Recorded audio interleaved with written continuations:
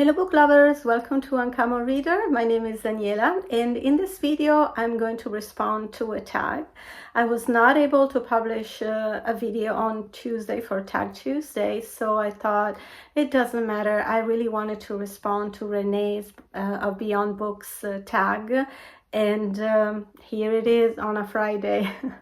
The book tag, it's called Beauty in Books, and it's actually been more complicated than I expected. It was created by Ruben of To Readers It May Concern and Emily of the Linguistic Library. So congratulations for creating this interesting tag and quite complicated to look for answers to this prompt. So let's begin. Right away. It took me a while to figure out my choices, and I'll explain also why. The first prompt is beauty in concept. So this one wasn't that complicated because, I mean, there are so many books that talk about beauty, or at least we can see beauty with our own eyes where others might not see it. But I decided to choose a couple of books that represent also my love for art. The first one is a book I've just spoken about last week as one of my reads in September, which is The Glassmaker by Tracy Chevalier.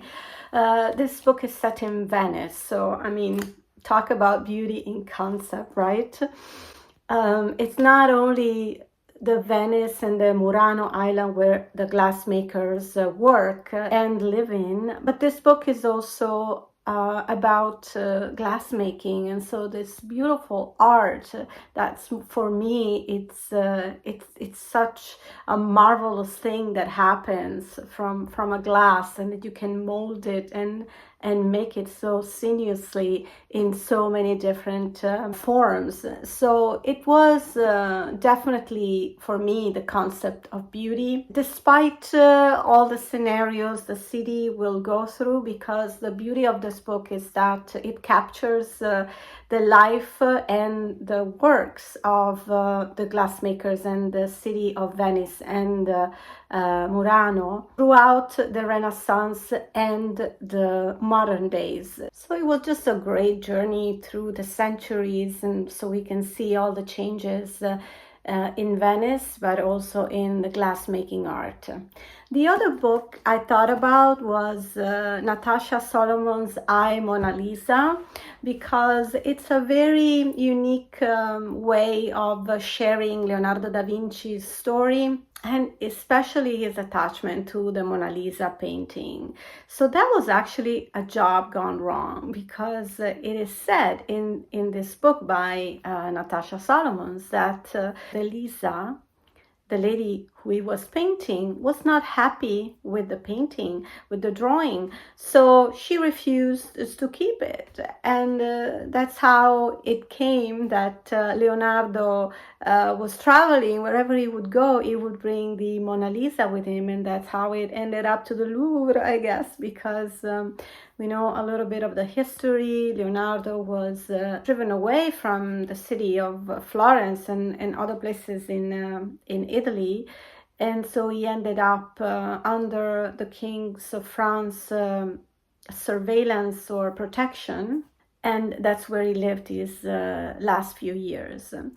But the peculiarity and uniqueness of this book is that as Leonardo starts painting the Mona Lisa in the painting comes alive. So we hear her as a voice in the book, and which to me is extraordinary. I encountered another book where the painting, the drawing was actually speaking, and that was Anna Rothschild, The Improbability of Love, which is also a really cool book to read.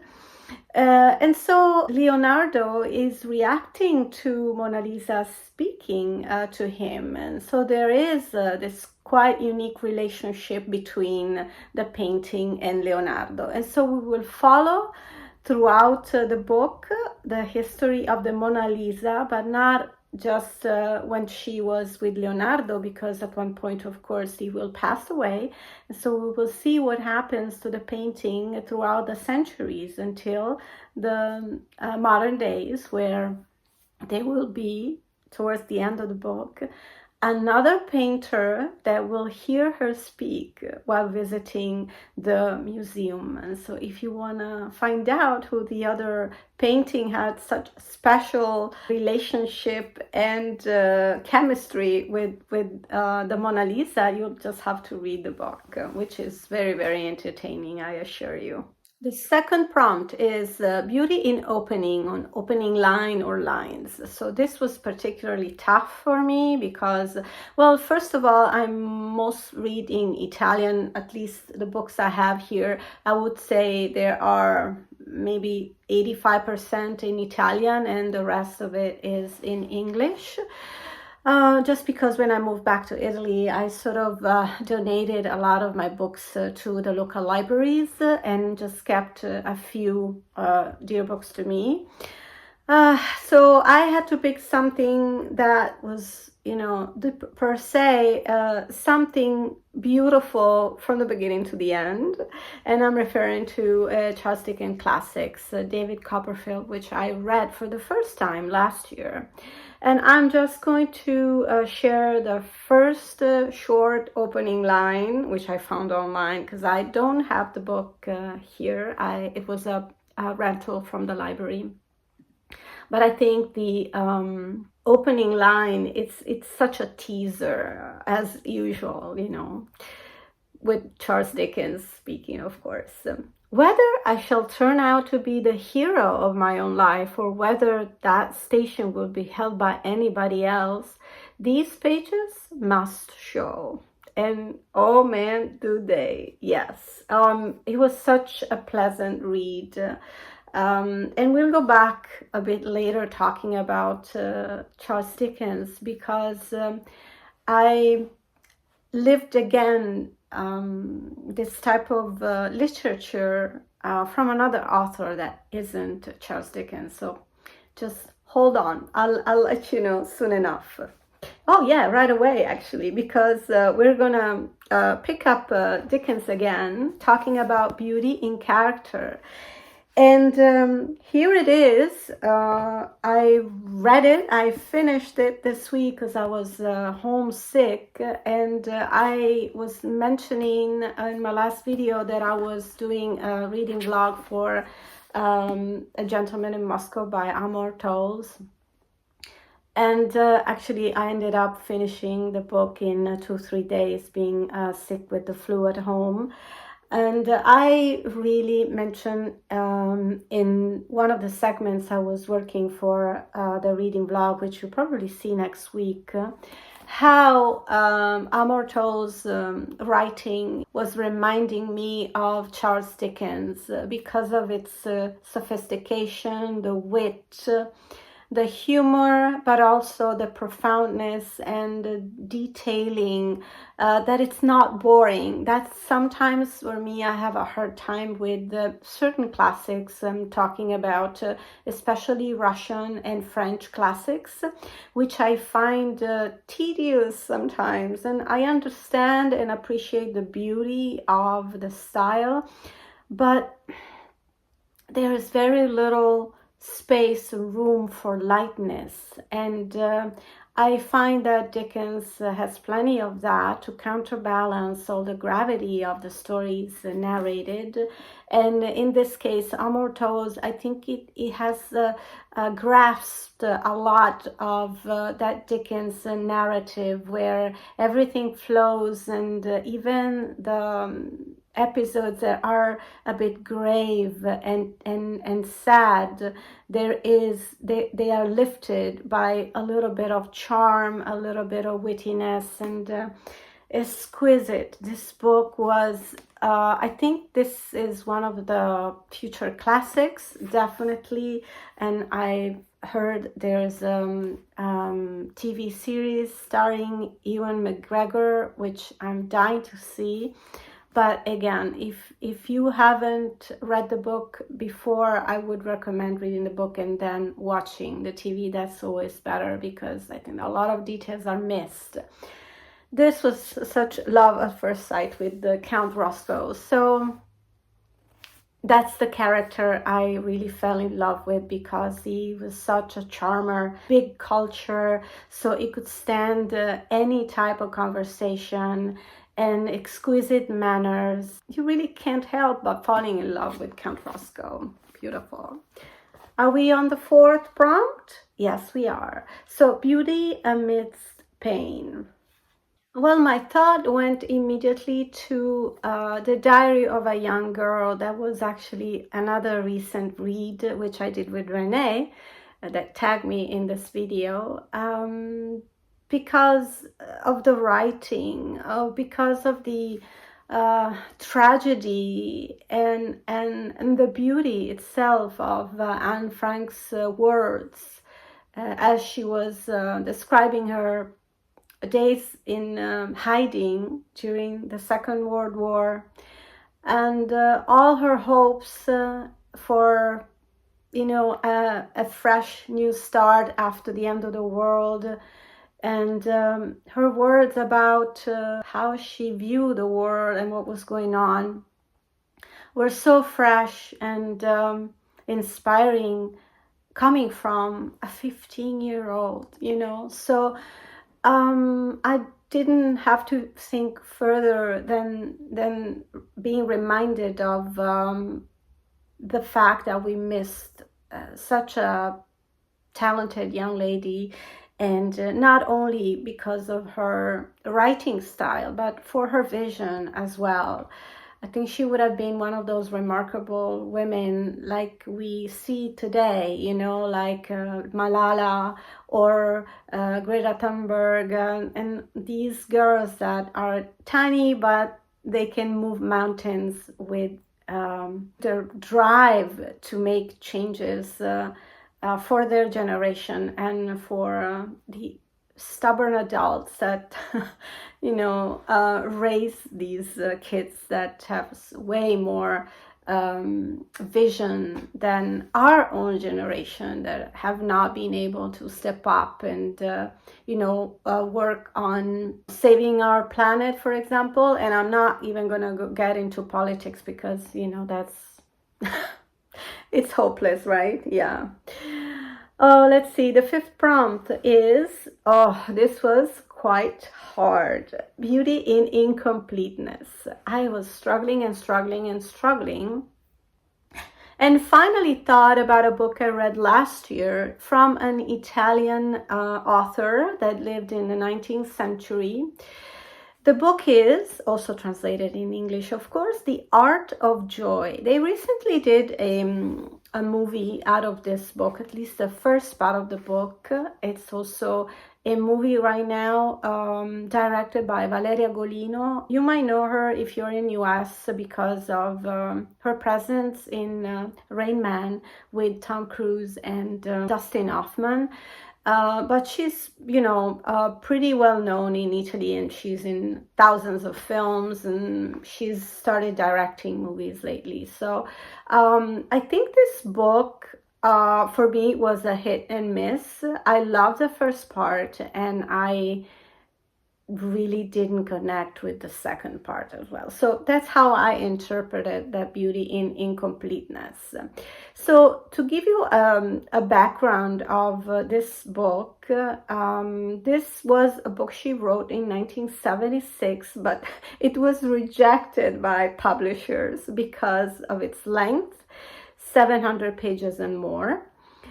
It's also a portrait of a woman unrestrained by conventional morality and traditional feminine roles. So you could tell that there's still 1976, we, you know, surpassed the feminine revolution, but still there were people that were not publishing. And this female protagonist comes from a very poor background, but she has this fierce and this want and need to better herself. So you see, like, you're coming from humble origins, but you have a mind of your own, and you can develop ways to make things happen for yourself. Of course, there is a fine line whether you want to be morally good or bad, and this character actually chooses to go beyond just to make it. And in the first part of the book, she goes through some very bad things that happens to her, but also she decides to seek revenge. So she also uses violence towards better her position in life.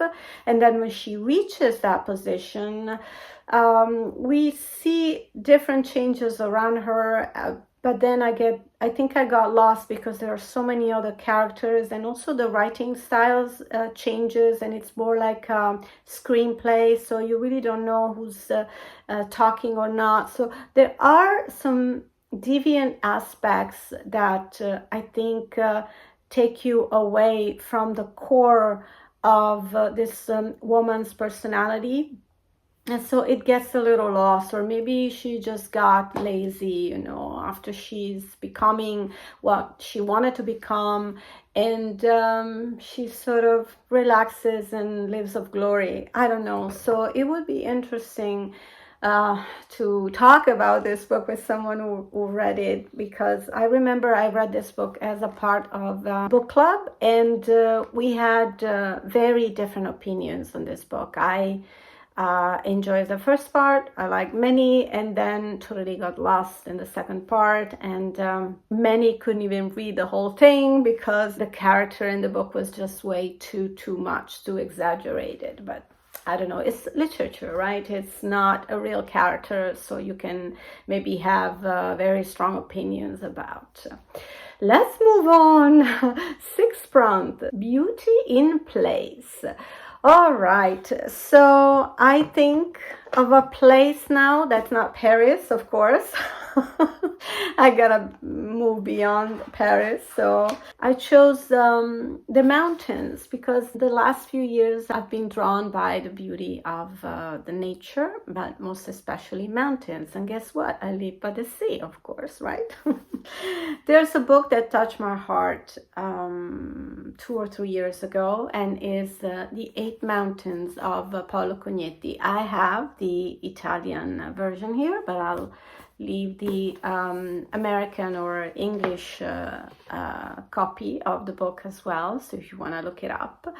This book is a beautiful friendship story, all developed in this little tiny village in the mountains, where these two boys meet in the summertime. One of them lives there and one visits from the big city. And they keep seeing each other year after year, so they build up a friendship that has a few shakes here and there.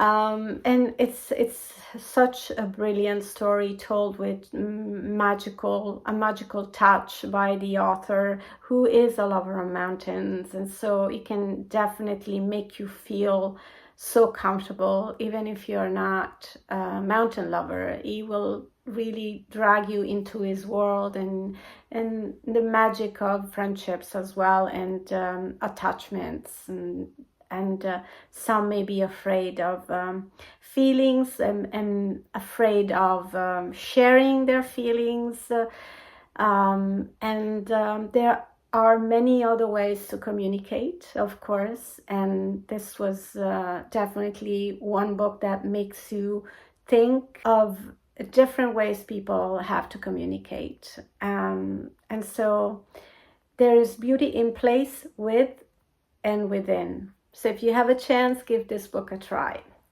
So we are at the seventh prompt, beauty in time. Okay, do you think I could let go talking about Paris in a book tag and in a tag about beauty? Of course not. So my pick for beauty in time is Paris by Edward Rutherford, because it stretches the story from the beginning of the city and what it is in the 20th century.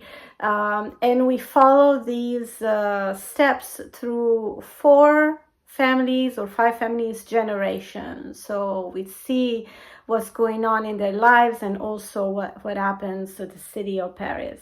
Beautiful, beautiful. It's a lot of pages. It's 109 pages, but man, they just go by so fast. Loved it, loved it. 8th prompt, beauty in catharsis.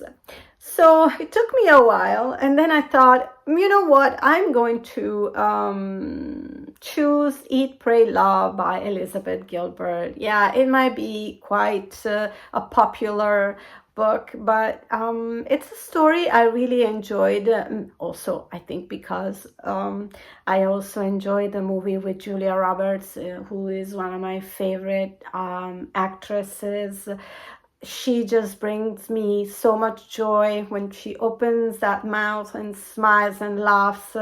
She's sight for sore eyes, a truly lovely actress. And I'm sure you're familiar with the story. There's a woman in crisis. She's been, I think, dumped by her boyfriend or husband. I don't remember if she was married. I've read this so many years ago and seen the movie so many years ago.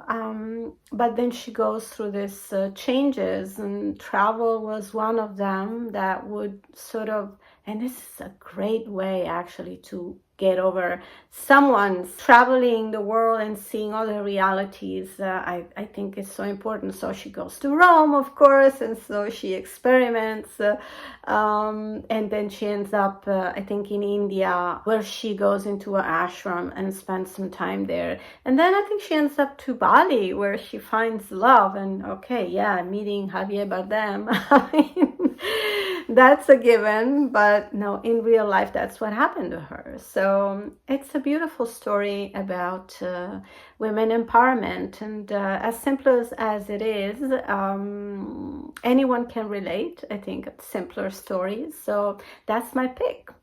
And we are at the 9th prompt, which is the tag. And I'm going to just repeat myself as in my last tag. I am tagging Katherine of Raspberry Reads, Margaret Pinard, Sue's Book Banter, and Sarah of My Granny Era. So I hope you guys enjoy this video, and not too concerned about my state. I am doing better. My voice is returning slowly to what it is normally. I enjoy doing this tag, so thank you again, Reney, for tagging me. I see you here next week with probably the reading vlog of A Gentleman in Moscow. So I bid you farewell and wish you happy reading. Take care. Bye.